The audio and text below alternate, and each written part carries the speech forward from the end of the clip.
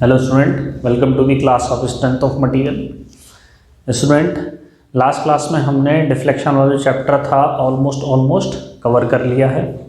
Deflection के जो भी इम्पोर्टेंट एक्सप्रेशन थे कैंटिलीवर बीम के लिए और सिंपली सपोर्टेड बीम के लिए, वो सारे हमने डिस्कस कर लिए हैं, राइट। तो स्टूडेंट, आज हम स्टार्ट करने वाले हैं प्रेशर वेजल्स। सबसे पहले देखेंगे प्रेशर वेजल्स होते क्या हैं, इनकी क्या ज़रूरत होती है इंडस्ट्री में, और कंडीशंस क्या है कि कब किसी शेल को प्रेशर वेजल्स की कैटेगरी में रखा जाता है। ठीक है, थिन सिलेंडर्स होते हैं, थिन स्फेरिकल वेजल्स होते हैं, ऐसे ही थिक सिलेंडर्स होते हैं और थिक स्फेरिकल वेजल्स होते हैं। उनकी क्या कंडीशन होती है, किस कंडीशन में वो ब्रेक करते हैं, लॉन्गिट्यूडनल स्ट्रेस क्या होती है, हुप स्ट्रेस क्या होती है, लॉन्गिट्यूडनल स्ट्रेन क्या होती है इन case of pressure vessels, longitudinal stress क्या होती है, राइट। लैप जॉइंट कहाँ लगाया जाता है, लैप जॉइंट को हम क्या कहते हैं, बट जॉइंट हम किस डायरेक्शन में लगाते हैं स्फेरिकल वेजल्स और pressure vessel cylindrical pressure vessels में, राइट। तो ये जितनी भी चीज़ें हैं आज हमने वो डिस्कस करनी है, और फिर हमें किसी भी पर्टिकुलर पॉइंट पे जो प्रेशर वेजल्स की कंडीशंस होती है उसे एट अ पॉइंट डिफाइंड करके उसकी maximum shear stress, absolute shear stress plane पे और पॉइंट पे वो सब कैलकुलेट करनी है। तो today just we are going to start the pressure vessels, right. ये आपका 9th चैप्टर होगा। क्लियर है बच्चों। देखो, प्रेशर वेजल्स में इंडस्ट्रीज की क्या ज़रूरत पड़ती है। देखो सर, दो तरह की चीज़ें होती हैं इंडस्ट्री में, एक होता है हॉट फ्लूइड, एक होता है कोल्ड फ्लूइड। बात को समझना मेरी बच्चों ध्यान से। एक होता है हॉट फ्लूइड, एक होता है कोल्ड फ्लूइड। तो जो प्रेशर वेजल्स हैं वो दोनों ही कैटेगरी में इंपॉर्टेंट हो जाते हैं, हॉट फ्लूइड्स में भी और कोल्ड फ्लूइड्स में। अगर हम हॉट फ्लूइड्स की बात करें तो उसमें हम बॉयलर की बात करते हैं। जो बॉयलर शेल होती है वो भी एक तरह से प्रेशर वेजल्स की तरह होती है, क्योंकि उसमें हाई प्रेशर होता है। ठीक है, बट सिर्फ फर्क कितना होता है, उसमें हॉट फ्लूइड मूव करता है। क्लियर है। बॉयलर शेल में बॉयलर की भी कई कंडीशंस होती है। आप थर्मल पावर प्लांट में पढ़ेंगे, बॉयलर में भी आपकी इकोनोमाइज़र होता है, सुपर हीटर होता है, एयर प्री हीटर होता है, बहुत सारी चीज़ें होती हैं। ठीक है, तो मेनली आज हम स्ट्रेंथ ऑफ मटेरियल के हिसाब से इसको पढ़ेंगे। ठीक है, हम देखेंगे इसका डिज़ाइन कैसे करते हैं। आज मैं आपको थोड़ा सा डिज़ाइन भी करके बताऊँगा कि प्रेशर वेजल्स जो होता है उनका डिज़ाइन किस बेसिस पे किया जाता है, हुप स्ट्रेस के बेसिस पे किया जाता है, तो कैसे करते हैं, थिकनेस कैसे निकालते हैं, एफिशिएंसी क्या होती है जॉइंट की, अगर बट जॉइंट लगा रहे हैं, लैप जॉइंट लगा रहे हैं तो स्ट्रॉन्ग जॉइंट कौन सा है, बट जॉइंट लॉन्गिट्यूडनल जॉइंट है, कहाँ क्यों लगाना है, रीज़न क्या है, क्या डिसाइड करता है, ये बहुत सारी चीज़ें आज हम सीखेंगे। ठीक है, आपको इस लेक्चर में बहुत कुछ सीखने को मिलेगा, बस आप मेरे साथ लगे रहें। तो इंडस्ट्री में जैसे कोल्ड फ्लूइड होता है वो भी आपका बड़ा इंपॉर्टेंट होता है। जैसे एलपीजी सिलेंडर है, उसमें टेम्परेचर का तो कोई रूल नहीं होता, वो हाई प्रेशराइज फ्लूइड है, यानी ये गैस है। ठीक है, एलपीजी बेसिकली क्या है, ब्यूटेन और प्रोपेन और ब्यूटेन का एक मिश्रण है। It is a combination of propane and butane, right. और एलपीजी जो गैस होती है उसमें जो हमें स्मेल आती है गैस निकलने की, एक्चुअली उसमें वो एक कंपाउंड डाला जाता है। उस कंपाउंड का मुझे नाम याद नहीं आ रहा है। वो गैस का कोई पार्ट नहीं, उसका गैस से कोई लेना देना नहीं होता, वो सिर्फ इसलिए डाला जाता है कि अगर ये लीक करे तो आपको उसकी स्मेल आए, ताकि आपको पता चल जाए कि गैस लीक कर रही है। लेकिन वो जो स्मेल होती है वो ब्यूटेन और प्रोपेन की नहीं होती है, ध्यान रखना। ठीक है, ये तो जनरल नॉलेज की बातें हो गई, हम बात करते हैं strength of material point of view से। तो सबसे पहले प्रेशर वेजल्स की जो डेफिनेशन है बच्चों, प्रेशर वेजल्स की क्या डेफिनेशन होगी, हेडिंग डालेंगे प्रेशर वेजल्स। ठीक है, प्रेशर वेजल्स बेसिकली क्या है, it is defined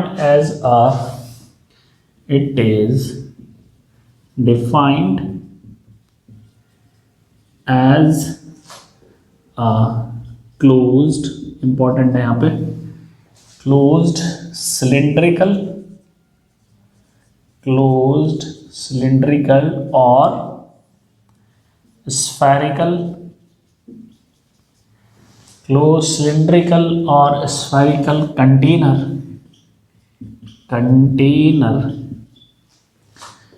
which is, ठीक है, अब ये क्लोज स्फेरिकल कंटेनर भी हो सकता है, क्लोज सिलिंड्रिकल कंटेनर भी हो सकता है, which is which is designed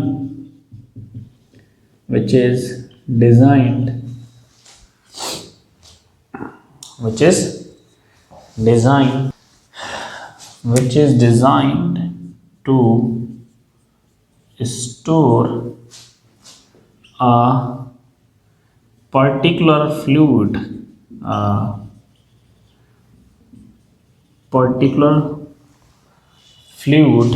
at a substantially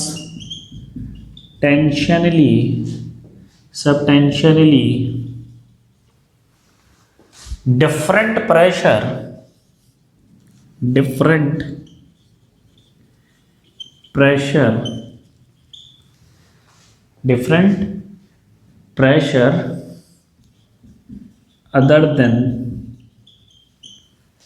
ambient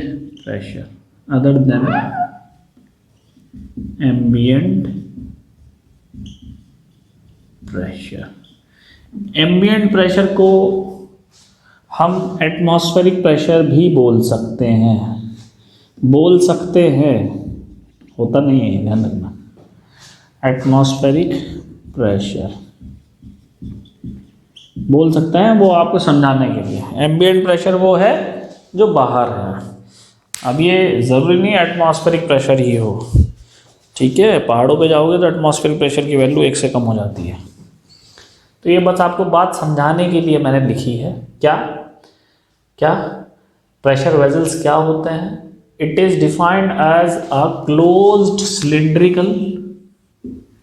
cylindrical spherical container which is designed to store a particular fluid at a substantially different pressure other than ambient pressure. Obviously जो भी ambient pressure होगा उससे ज़्यादा ही pressure पे हम इसको store करेंगे, ठीक है। तो कुछ नहीं, एक क्लोज स्ट्रक्चर है जिसमें हम फ्लूइड को स्टोर करते हैं, ठीक है, जिसको फ्लूइड को स्टोर किया जाता है। और फ्लूइड का जो प्रेशर होता है वो एम्बिएंट प्रेशर से डिफरेंट रहता है। ऑब्वियसली अगर किसी को स्टोर कर रहे हैं तो वो हाई प्रेशर पे ही स्टोर करते हैं, जैसे कंप्रेसर में होता है, ठीक है। एलपीजी सिलेंडर्स हैं तो उसमें प्रेशर जो है वो एम्बिएंट प्रेशर से ज़्यादा ही रहेगा। मैंने यहाँ नहीं लिखी अबव, देन मैंने लिखा डिफरेंट। बात समझ में आ रही है? क्योंकि एम्बिएंट प्रेशर चेंज होता रहता है बच्चों। पहाड़ पे कुछ और है, सी लेवल पे कुछ और है, प्लेन लेवल पे कुछ और है। क्लियर है? तो ये हमारे होते हैं प्रेशर वेजल्स। तो प्रेशर वेजल्स बेसिकली अगर मेरे सामने कोई क्लोज स्ट्रक्चर पड़ा है या क्लोज स्फेरिकल वेजल्स पड़ा है या सिलेंड्रिकल वेजल्स पड़ा है तो उसकी क्या कंडीशन होनी चाहिए कि मैं इस कंडीशन में इसे कहूँ कि ये प्रेशर वेजल्स है। समझ में आ रही है बात? ये एक प्रेशर वेजल्स है और उसको कैटेगराइज कैसे करते हैं वो हमने देखना है कि उसको कैटेगराइज कैसे किया जाता है। तो प्रेशर वेजल्स कुछ नहीं है, it is nothing but it is the closed container which is design to store a fluid at a pressure different than the surrounding or ambient pressure. Clear हो गई बात? ठीक है। कैटेगराइज कैसे करते हैं प्रेशर वेजल्स को, उसको हम देखते हैं। देखो कोई भी कंटेनर होता है क्लोज कंटेनर, उसमें दो चीज़ें होंगी, एक उसकी लेंथ और एक उसका डायामीटर, ठीक है। एक उसका लेंथ और एक उसका डायामीटर। तो जो प्रेशर वेजल्स होते हैं उनका जो डिसाइडिंग फैक्टर होता है वो होता है डायामीटर और थिकनेस का रेशियो। ये ध्यान रखना आप, डायामीटर और थिकनेस का रेशियो। और जब हम ऐसा देखते हैं तो जो प्रेशर वेजल्स होते हैं बच्चों वो दो टाइप के मिलते हैं हमें, दो टाइप के मिलते हैं। एक मिलता है थिन प्रेशर वेजल, क्या? Thin pressure vessel. और एक होगा हमारे पास thick pressure vessel.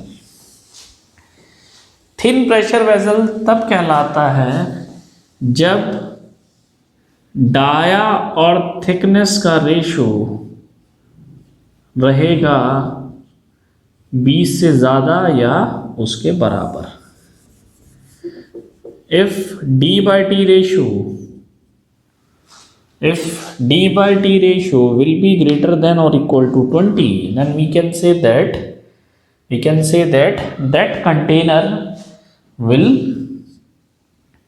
container can be called thin pressure vessel, right?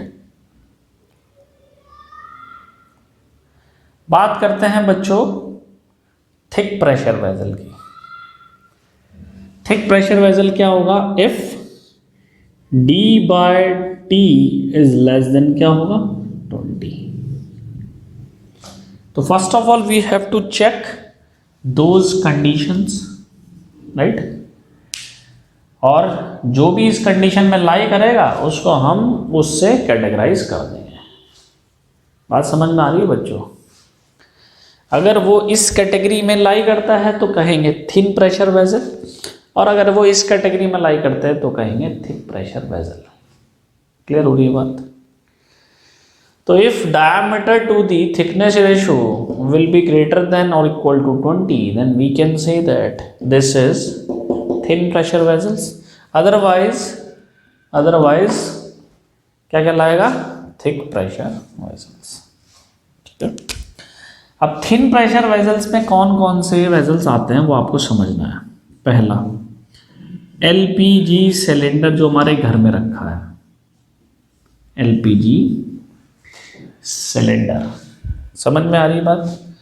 LPG cylinder जो होता है वो आपका थिन प्रेशर वेसल्स है। अब मैं ये नहीं बताऊंगा इसमें कितने किलो गैस होती है, वैसे 14 kg गैस होती है, 16 kg आपका सिलेंडर का वेट होता है, टोटल वेट 30 kg होना चाहिए आपके सिलेंडर का। सेकंड है आपके boiler shell,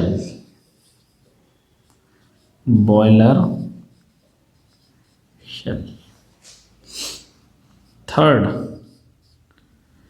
air compressor,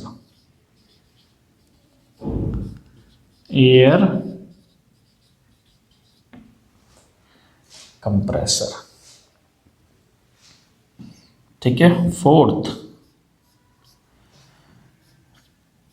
automobile tubes, automobile tyres,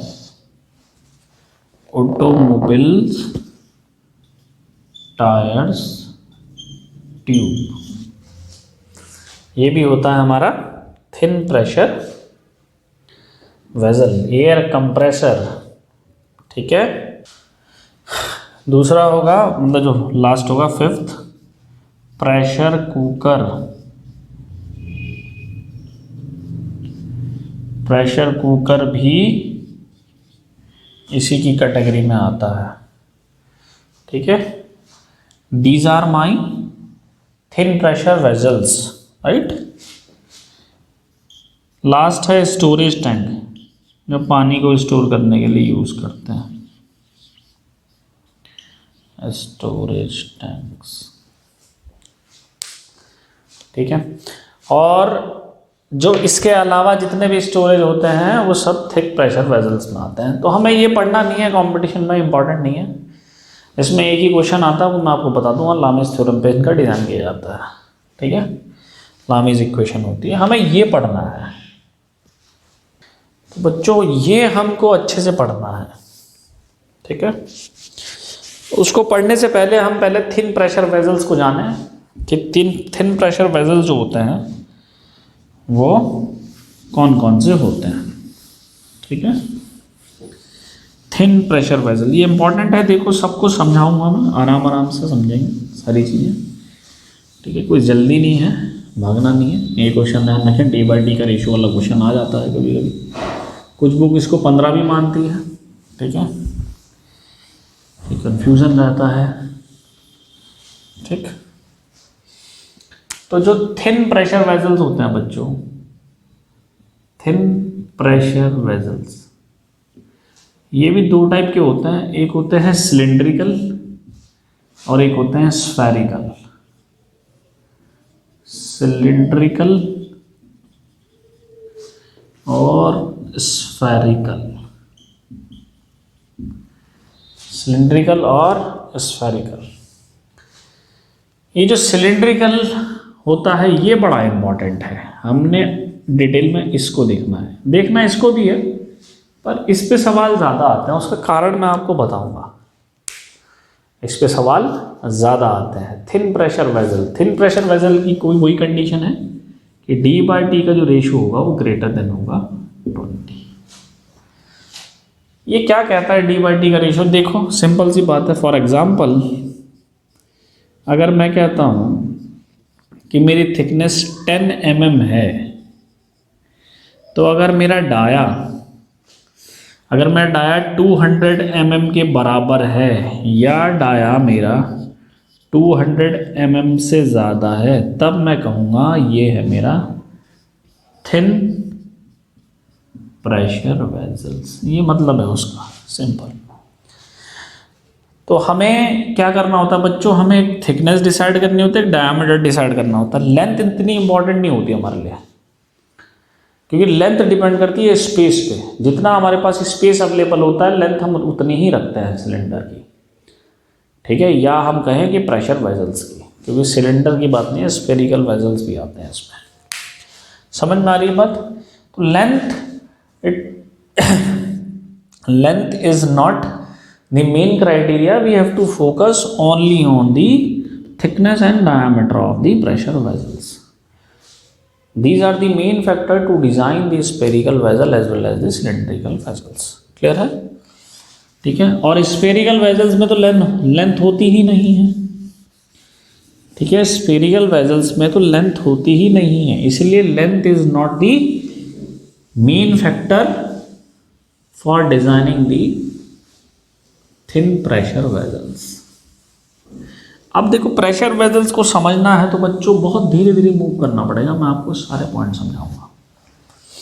तो सबसे पहले हमें एक प्रेशर वेजल्स बनाना होगा, फिर हमें उसकी कंडीशन देखनी होगी, ठीक है।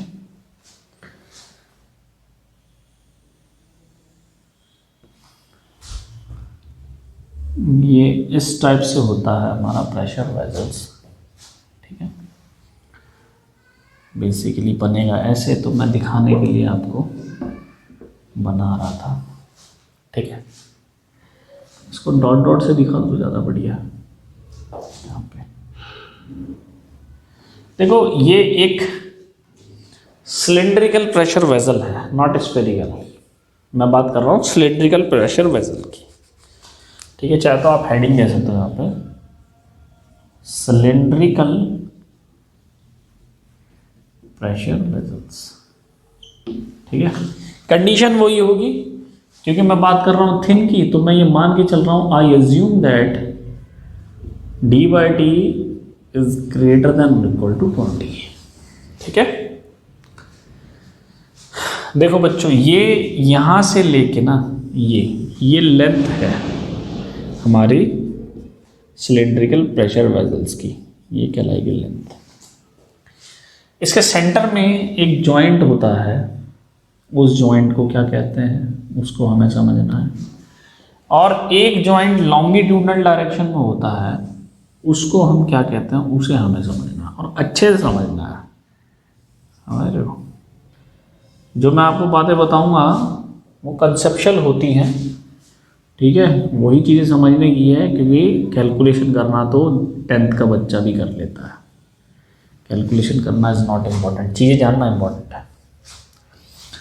तो ये एक जॉइंट ये लगाता है, वेल्डिंग से होता है, ध्यान रखना बच्चों, वेल्ड करते हैं हम। ये जॉइंट नहीं दिखता हमको, जब मैं लेंथ पे लगाता हूँ मुझे ये जॉइंट दिखता है। आप कभी LPG सिलेंडर देखोगे तो बीच में आपको एक जॉइंट नज़र आएगा, और वो जॉइंट होता है ये वाला जॉइंट आपको नहीं दिखेगा, ठीक है। ये जो सिलिंड्रिकल प्रेशर वेजल्स है बच्चों, ये जो एंड होता है जिसे हमने कहा ये हेमीस्फेरिकल है, ये जो होता है ये सर्किल नहीं है, ये हाफ सर्किल नहीं है, ये है हेमीस्फेरिकल होता है। ये कैसा होता है? हेमीस्फेरिकल। इसको कहते हैं हम हेमीस्फेरिकल एंड, हेमीस्फेरिकल एंड। ये भी मैं बताऊंगा ये हेमीस्फेरिकल क्यों रखा जाता है। इसका दूसरा नाम भी है, इसको कहते हैं डिस्ड। क्या? डिस्ड एंड। ठीक है, क्लियर बच्चों? ये जो जॉइंट लगता है ना बीच में, इस जॉइंट को हम कहते हैं सरकमफ्रेंशियल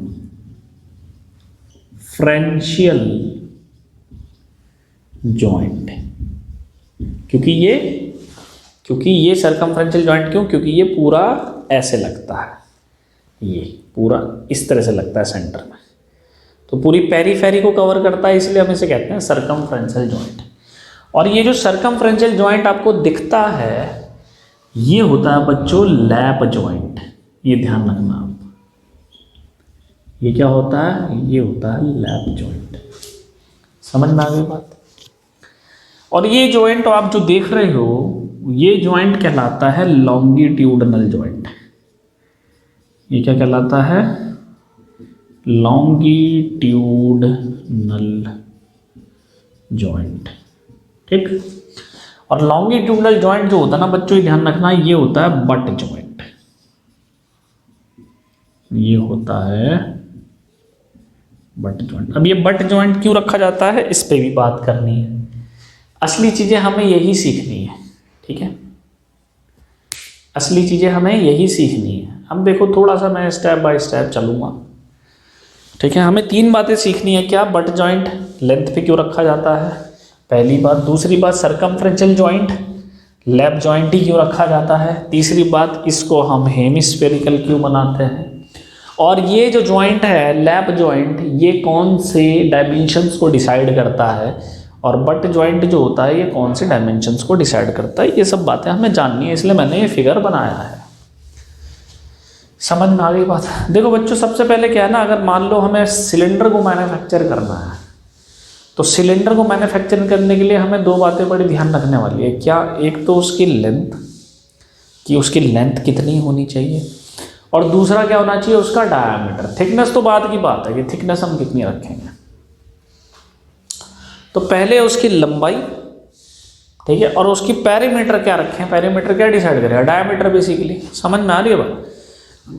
तो सरकमफ्रेंशियल डायमेंशन क्या हो और लेंथ क्या हो, ये 2 मेन डायमेंशन होती है जो हमें सिलेंडर बनाने से पहले डिसाइड करनी होगी कि कितनी लेंथ है, कितना डायमीटर है। ठीक है, थिकनेस तो अंदर नहीं दिखाई देती, थिकनेस तो अंदर होती है, बाहर से नहीं दिखती। ठीक है, तो सबसे पहले क्या होता है, देखो अगर मुझे मान लो सिलेंडर, ये मेरा सपोज सिलेंडर है मेरे पास, अब मुझे इसकी लेंथ बढ़ानी है, तो मुझे क्या करना होगा। एग्जाम्पल के लिए मैं आपको बताता हूँ। ठीक है, मेरे पास 2 मार्कर तो है नहीं, ये एक सिलेंडर है, एक ये दूसरा सिलेंडर है, ये माने। तो अगर मुझे इसकी मान लो लेंथ बढ़ानी है, और ये एज्यूम करना बच्चों कि ये जो सिलेंडर है जिस डायमेंशन का, वो भी इसी डायमेंशन का है, ये वाला जो मेरे हाथ में है। एक्चुअली दूसरा मार्कर मेरे पास नहीं है, इसलिए आपको थोड़ा समझाने के लिए मैं बता रहा हूँ। मैं मान के चल रहा हूँ इसका डायमीटर और इसका डायमीटर बराबर है, यानी कि ये सेम है, दोनों मार्कर मेरे सेम है, एज्यूम करना है ये। ठीक है, तो आपको मुझे डायमेंशन बढ़ानी है, तो मैं क्या करूँगा बच्चों, मैं इस सिलेंडर के साथ इस सिलेंडर को ज्वाइन कर लूँगा, तो मेरी लेंथ बढ़ जाएगी। डायमीटर सेम रखा है हमने, क्योंकि हम ये एज्यूम करके चल रहे हैं इनके डायमीटर, इसका डायमीटर सेम है। तो हमें लेंथ बढ़ानी है, तो मैं क्या करूँगा, मैं एक जॉइन लगाऊंगा। अब जॉइंट कहाँ लगेगा, जॉइंट लगेगा सरकमफ्रेंस पे।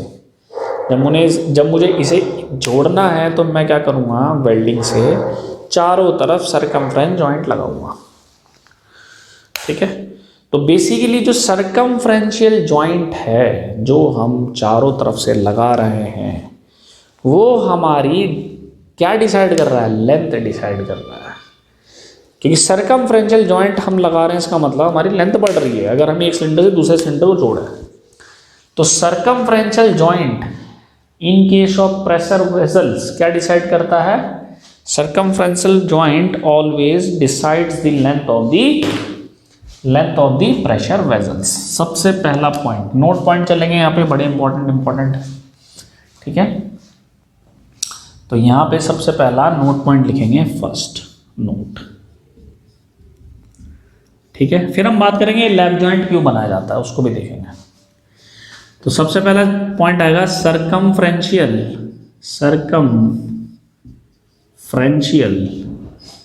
circumferential joint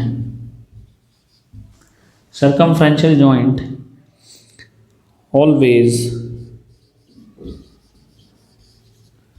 decides the length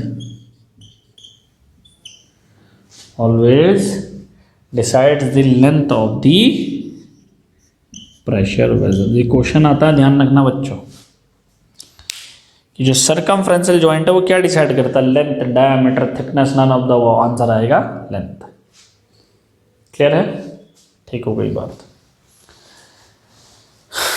ऐसे ही अब हम बात करते हैं लॉन्गिट्यूडनल जॉइंट पे। अब लॉन्गिट्यूडनल जॉइंट क्या डिसाइड करेगा? सोचो, देखो एक पेपर है, उस पेपर को जब आप फोल्ड करोगे, उसको एक सिलेंडर बनाओगे, एक पेपर जब लोगे प्लेन पेपर A4 साइज का, जब आप उसे फोल्ड करोगे तो सिलेंडर बनाओगे, तो जब सिलेंडर हमारा बन जाएगा तो ऐसा ही तो बनेगा सिलेंडर ये। फिर हम क्या करेंगे? फिर हम यहाँ पे जॉइंट लगाएंगे। बात समझ में आ रही है? यहाँ पे जॉइंट लगाएंगे। तो अब ये पेपर कितना आप फोल्ड कर रहे हो अंदर, ये डिपेंड करेगा कि आपने डायमीटर क्या रखना है। एक प्लेन पेपर को जब आप लोगे, है ना, अभी यहाँ पर मेरे पास रूम में प्लेन पेपर नहीं है। अब प्लेन पेपर तो नहीं है मेरे पास बच्चों, मेरे पास ये एक नोटबुक है। उस नोटबुक से मैं आपको बताऊंगा। देखो क्या होता है। मान लो कि प्लेन पेपर है, मुझे इसका सिलेंडर बनाना है, तो मैंने क्या किया? मैंने इसको फोल्ड किया। अब मैंने उसको फोल्ड किया तो मुझे क्या मिली? एक सिलेंडर शेप मिली। इस तरह से मुझे एक सिलेंडर शेप मिल गई। समझ रहे हो? अब मैं क्या करूँगा? मान लो मुझे देखो, अगर मैं जॉइंट यहाँ लगाता हूँ तो इसका डायमीटर क्या है? ज़्यादा होगा। मैंने और इसको अंदर फोल्ड किया। अब मैं जॉइंट यहाँ लगाऊंगा तो इसका डायमीटर कम हो गया। अब और फोल्ड किया, जब और फोल्ड किया तो कैसी शेप मिली? ऐसी शेप मिली। अब मैं जॉइंट यहाँ लगाऊंगा तो और डायमीटर कम हो गया। लेंथ मेरी सेम थी, फर्क किस पे पड़ा? डायमीटर पे। और ये लेंथ पे जॉइंट लग रहा है, तो बेसिकली लॉन्गिट्यूडनल जॉइंट क्या डिसाइड करता है?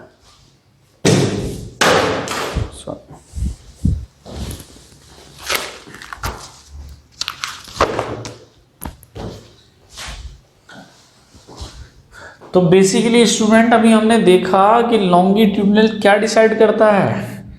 Decides what? Longitudinal joint decides always the diameter of the pressure vessels. ठीक है? तो here is my note point 2, right? What is that? लिखेंगे longitudinal joint,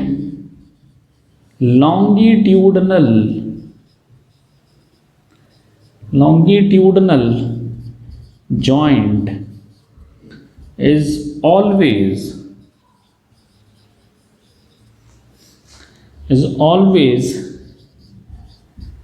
decide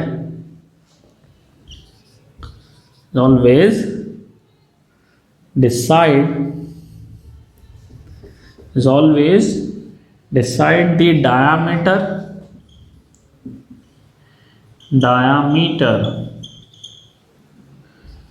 of the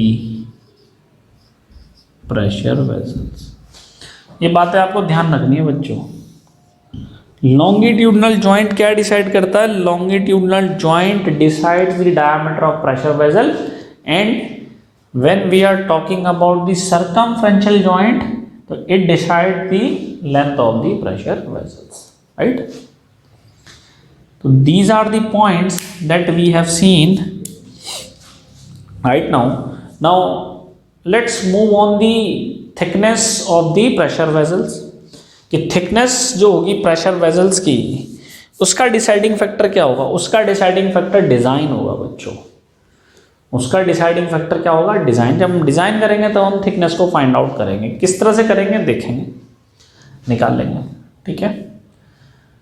joint जो हमने लगाया है वो क्या क्या डिसाइड कर रहे हैं, ठीक है, उनके डिसाइडिंग फैक्टर क्या है वो हम देख चुके हैं। Next move on the longitudinal joint जो है आपका वो बट जॉइंट क्यों है, और जो सरकमफ्रेंशियल जॉइंट है आपका वो लैप जॉइंट क्यों है। Let's talk about that, right.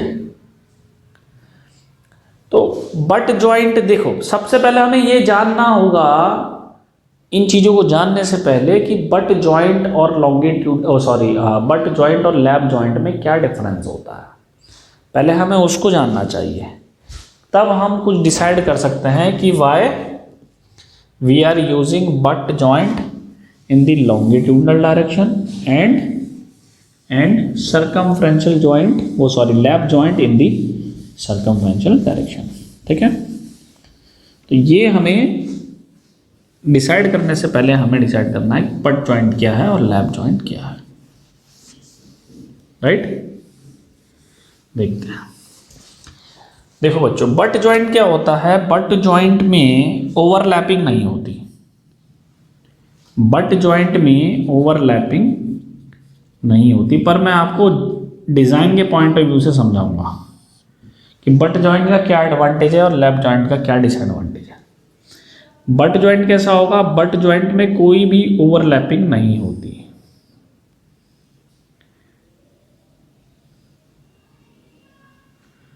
ठीक है।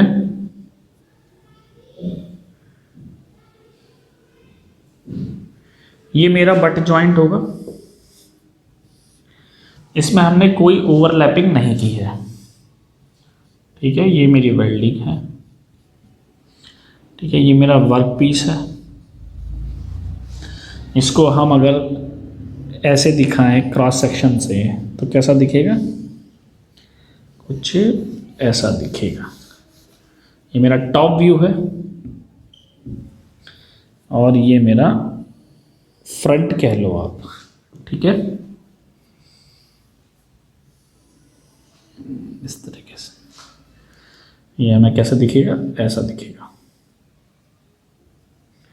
इस टाइप से। तो ये मेरा बट जॉइंट है, क्लियर है बच्चों। ये मेरा बट जॉइंट है इस तरीके से, ये ऐसे दिखेगा हमारा। तो बच्चों बात समझने की यह है, देखो ध्यान से समझना कि अगर मैं इस पे एक फोर्स लगाऊं दोनों तरफ, इसको अगर मुझे ब्रेक करना है तो, ठीक है, कहने का मतलब अगर मुझे इसे ब्रेक करना है तो मुझे यहां फोर्स लगाना पड़ेगा F, वही फोर्स मैंने नीचे भी दिखाया है, ठीक है। तो इस फोर्स की जो लाइन ऑफ एक्शन है, बात समझना, मैं बात करूंगा फिजिक्स की, ठीक है। आलतू फालतू बात तो मुझे करनी नहीं आती, मैं सीधे मुद्दे की बात करता हूं। तो इस फोर्स का जो लाइन ऑफ एक्शन है वो बिल्कुल इस जॉइंट के सेंट्रॉइड से पास हो रहा है। कहने का मतलब क्या है कि इसमें कोई भी मूवमेंट क्रिएट नहीं होगा क्योंकि फोर्स इनटू परपेंडिकुलर डिस्टेंस है नहीं, पहली बात, ठीक है। कोई भी मूवमेंट इसमें क्रिएट नहीं करेगा, और जब मूवमेंट क्रिएट नहीं होगा तो कोई बेंडिंग स्ट्रेसेस इसमें क्रिएट नहीं होगी। अब आप सोच रहे होंगे बेंडिंग स्ट्रेसेस कहाँ से आ गई, यही खेल है, थोड़ा समझो इसको। इसका जो लाइन ऑफ एक्शन है वो बिल्कुल इसके सेंट्रॉइड से पास होगा। थोड़ा सा लैप जॉइंट को देखते हैं अब थोड़ा सा लैप जॉइंट को देखा जाए, लैप जॉइंट में ऐसा क्या है, ठीक है। थोड़ा सा लैप जॉइंट को देखा जाए। लैप जॉइंट में क्या होता है बच्चों, ओवरलैपिंग होती है। लैप जॉइंट में क्या होगा, ओवरलैपिंग होगी। अब मैं ये वाला फिगर बनाऊंगा, ठीक है, जगह कम है मेरे पास, तो मैं ओवरलैपिंग फिगर बनाऊंगा।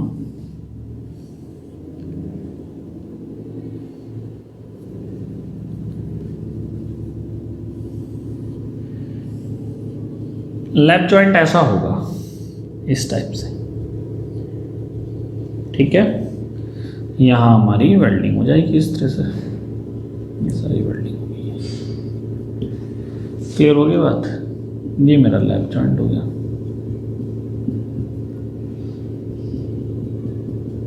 इस तरीके से।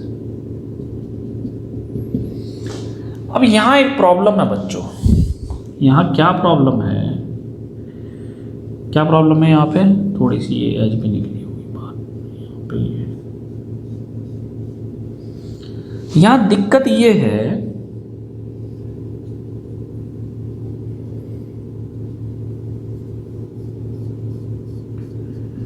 यहाँ क्या प्रॉब्लम है बच्चों, देखो समझना मेरी बात को। यहाँ दिक्कत यह है कि आपने एक फोर्स लगाया F ऐसे, एक फोर्स लगेगा यहाँ पे ऐसे। अब यहाँ पर प्रॉब्लम है क्योंकि इस फोर्स की जो लाइन ऑफ एक्शन है और इस फोर्स की जो लाइन ऑफ एक्शन है वो अलग अलग है। तो यहाँ पर ये परपेंडिकुलर डिस्टेंस मुझे मिल गई फोर्स के बीच में, लेट अस सपोज ये परपेंडिकुलर डिस्टेंस है d। तो यहाँ एक कपल क्रिएट हो जाएगा F इंटू डी का, यहाँ एक कपल क्रिएट हो जाएगा बच्चों, और कपल क्रिएट होने की वजह से बेंडिंग स्ट्रेसेस भी क्रिएट हो जाएगी M/Z। तो यहाँ प्रॉब्लम क्या है कि लैप जॉइंट में बेंडिंग स्ट्रेसेस भी एक्ट करती है, यहाँ सिर्फ टेंसाइल स्ट्रेस एक्ट करेगी, और लैप जॉइंट में टेंसाइल स्ट्रेस तो एक्ट करेंगे, साथ ही साथ बेंडिंग स्ट्रेस भी क्रिएट करेंगी। तो लैप जॉइंट में स्ट्रेस जो है ज़्यादा रहती है, बट जॉइंट में स्ट्रेस जो होगी वो कम होगी, या यूं कहें कि बट जॉइंट की जो स्ट्रेंथ है वो लैप जॉइंट की स्ट्रेंथ से ज़्यादा रहेगी। बट जॉइंट की जो स्ट्रेंथ है वो लैप जॉइंट की स्ट्रेंथ से ज़्यादा रहेगी, क्योंकि बट जॉइंट में कोई भी बेंडिंग स्ट्रेसेस क्रिएट नहीं होती, लेकिन लैप जॉइंट में होती है। समझ में आ रही है बात?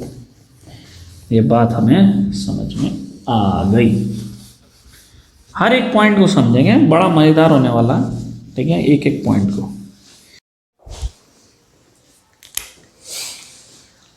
तो स्टूडेंट अब ये बात करते हैं कि जो लॉन्गिट्यूडनल जॉइंट होता है उसको बट जॉइंट क्यों बनाया जाता है, और सरकमफ्रेंस जॉइंट जो होता है उसको लैप जॉइंट क्यों बनाया जाता है।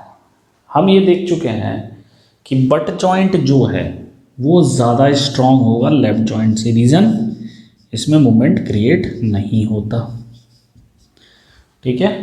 तो यहाँ पर एक नोट पॉइंट और आ जाएगा, थर्ड, क्या कि बट जॉइंट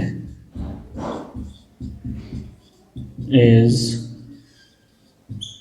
मोर stronger than lap joint. Reason मुझे आपको लिखवाने की ज़रूरत नहीं, वो मैं बता चुका हूँ आपको, क्लियर है। तो अब बट जॉइंट जो है वो क्या करता है, वो डायमीटर डिसाइड करता है, लैप जॉइंट का डिसाइड है लेंथ। तो अब बच्चों जब हम आगे देखेंगे तो हमें ये पता लगेगा कि ये जो बट जॉइंट है ये बेसिकली क्या होता है। देखो,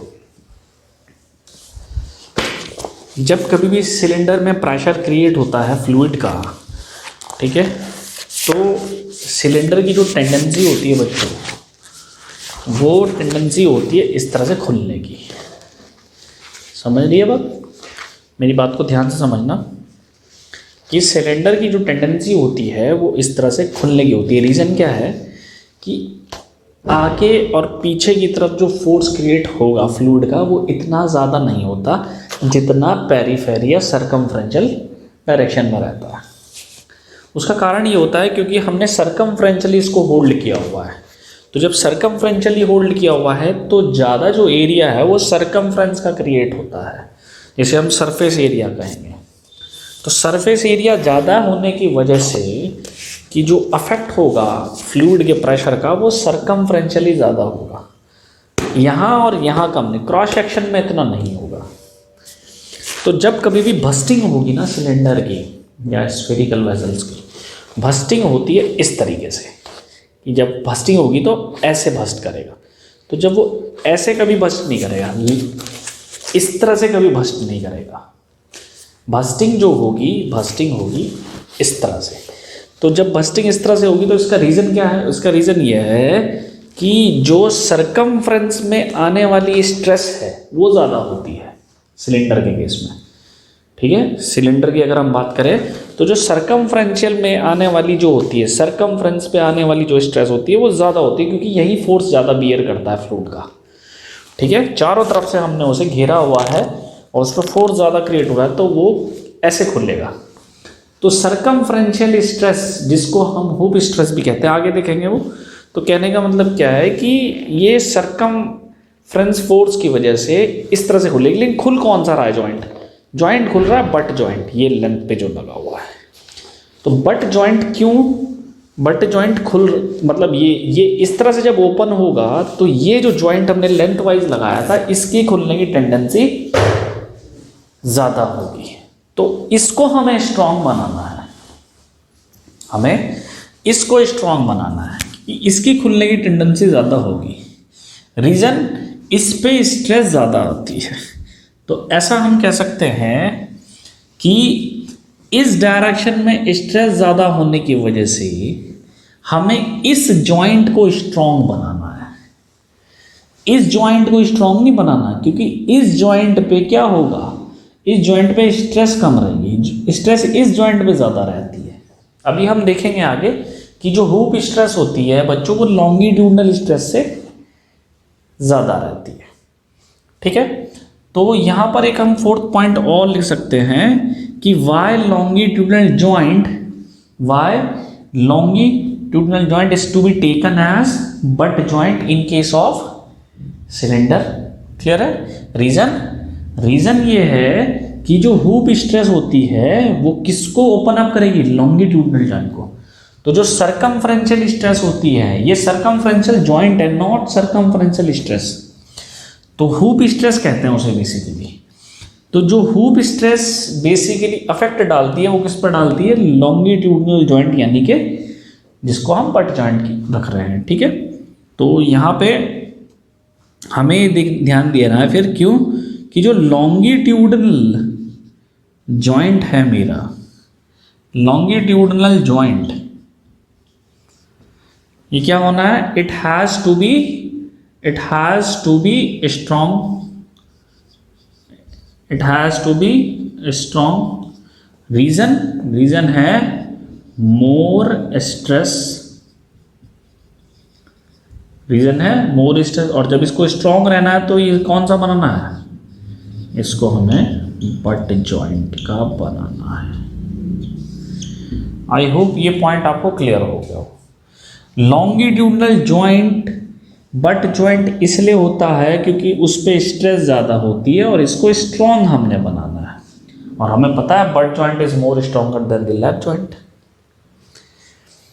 ठीक है। क्लियर हो रही है बात?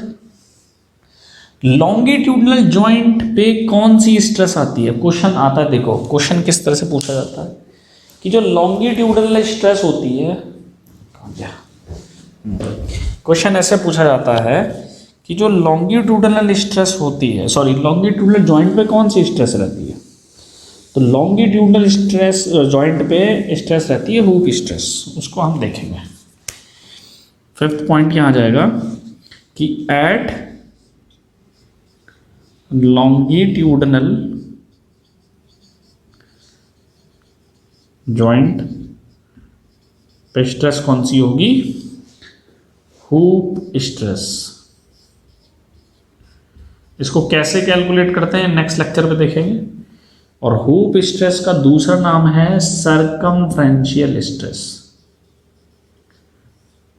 सरकमफ्रेंशियल स्ट्रेस, ठीक है। और इसी में लिखेंगे at circumferential joint, circumferential joint कौन सी स्ट्रेस होती है? इसको हम कहते हैं देखो दोनों में कंफ्यूजन मत होना, बच्चा यही कंफ्यूज होता है कि सर ने गलत लिखवा दिया, बिल्कुल सही है। सरकमफ्रेंशियल जॉइंट हमारा ये है, ये कब खुलेगा? जब स्ट्रेस ऐसे लगेगी, ध्यान से समझना।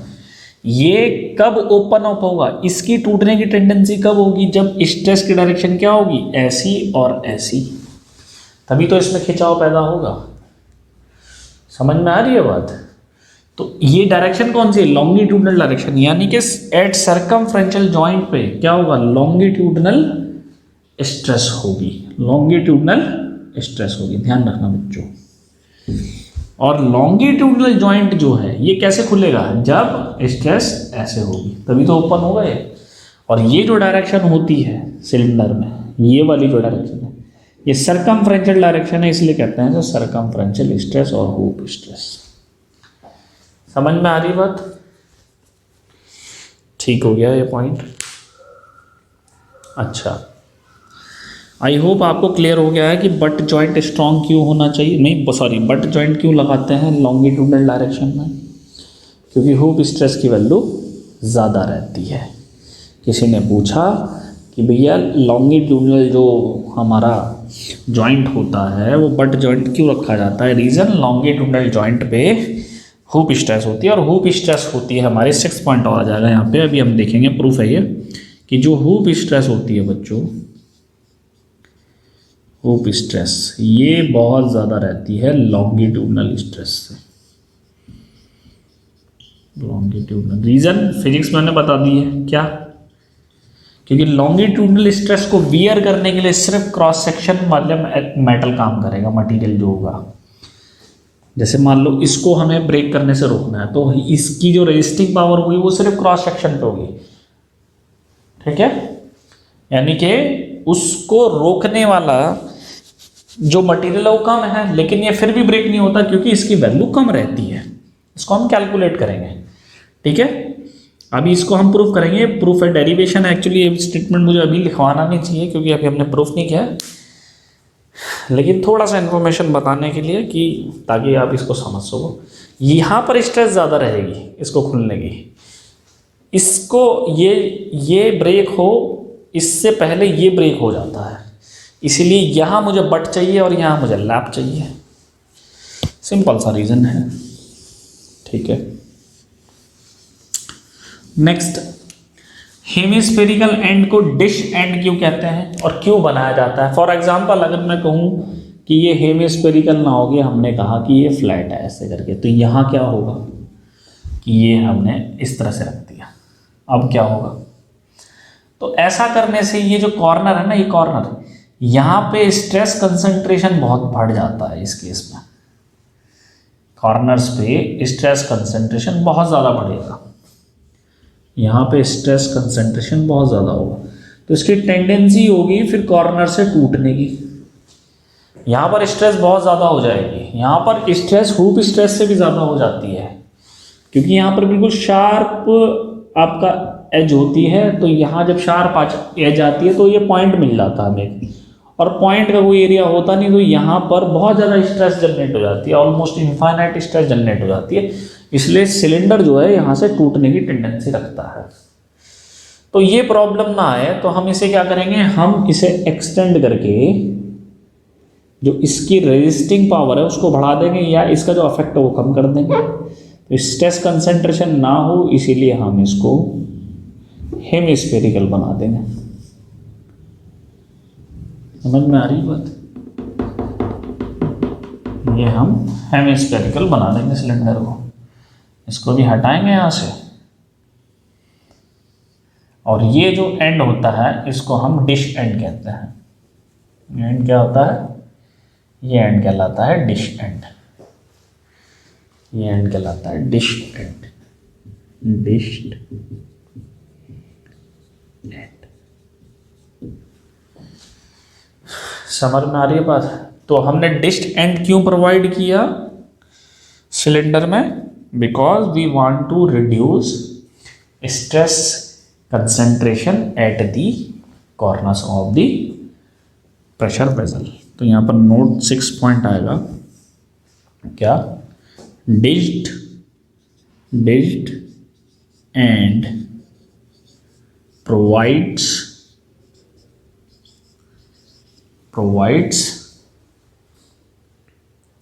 dished and provides in the pressure vessel because we want to decrease, we want to decrease the stress concentration, stress concentration at the corners of the pressure vessels।